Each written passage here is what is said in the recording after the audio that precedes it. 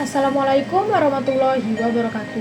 Perkenalkan, nama saya Queen Sajanka Zahra dari kelas 10 Kuliner 1. Pada kesempatan ini, saya akan menjelaskan mengenai asal-usul nenek moyang Indonesia berdasarkan teori Nusantara.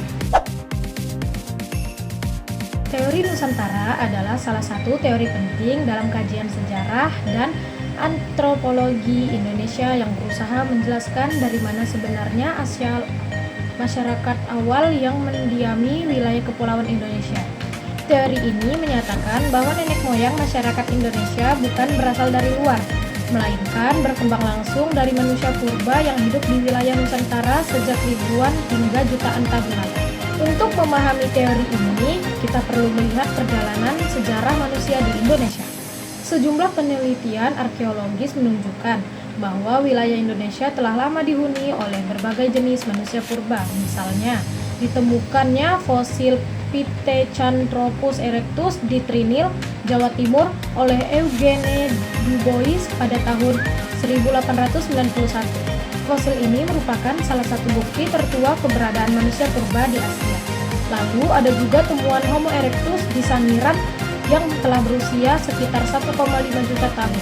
Penemuan-penemuan ini memberi gambaran bahwa Indonesia adalah salah satu pusat penting perkembangan manusia purba.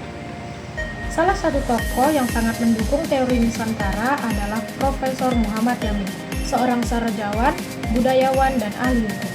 Beliau berpendapat bahwa dengan ditemukannya berbagai fosil manusia purba dan alat-alat kebudayaan batu di berbagai wilayah Indonesia, maka logis untuk menyimpulkan bahwa masyarakat Indonesia berkembang langsung dari penduduk asli yang sudah lama tinggal di Nusantara.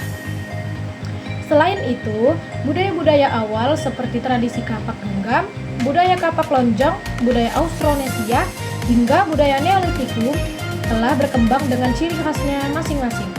Menariknya, perkembangan budaya tersebut tidak hanya ditemukan di satu wilayah saja, tetapi tersebar hampir di seluruh kepulauan Indonesia.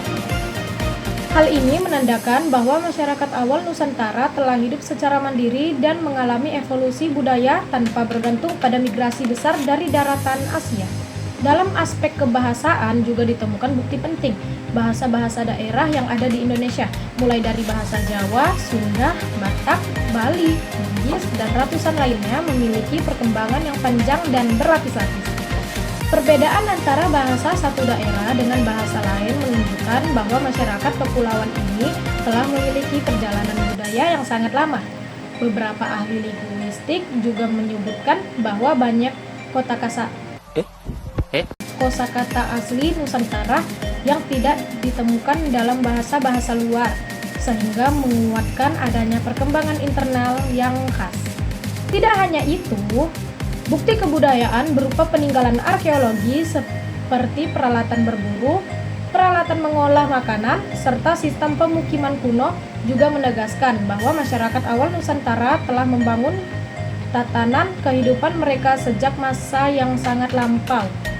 Mereka tinggal di berbagai daerah, mulai dari pesisir pantai, lembah sungai, pegunungan, hingga pedalaman pulau. Jika ditelusuri lebih jauh, perkembangan masyarakat Nusantara juga terlihat dari kemampuan dalam menciptakan teknologi maritim. Sejak ribuan tahun lalu, masyarakat Indonesia sudah dikenal mampu membuat perahu dan melakukan perjalanan laut jarak jauh. Hal ini menunjukkan bahwa mereka telah memiliki pengetahuan dan keterampilan yang maju jauh sebelum mempengaruh luar masuk teknologi maritim. Teknologi maritim inilah yang kemudian menjadi cikal bakal kejayaan kerajaan-kerajaan maritim Indonesia pada masa berikutnya.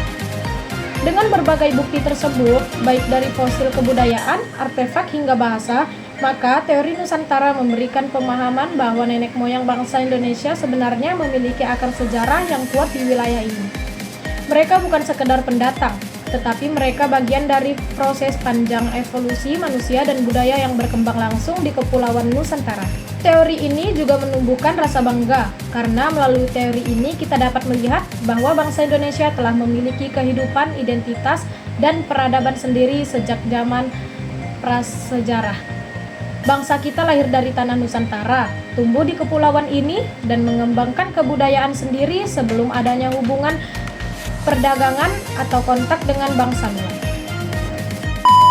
Demikian penjelasan dari saya mengenai asal-usul nenek moyang Indonesia berdasarkan teori Nusantara. Mohon maaf jika terdapat kesalahan kata dan penyampaian. Sekian dari saya. Wassalamualaikum warahmatullahi wabarakatuh.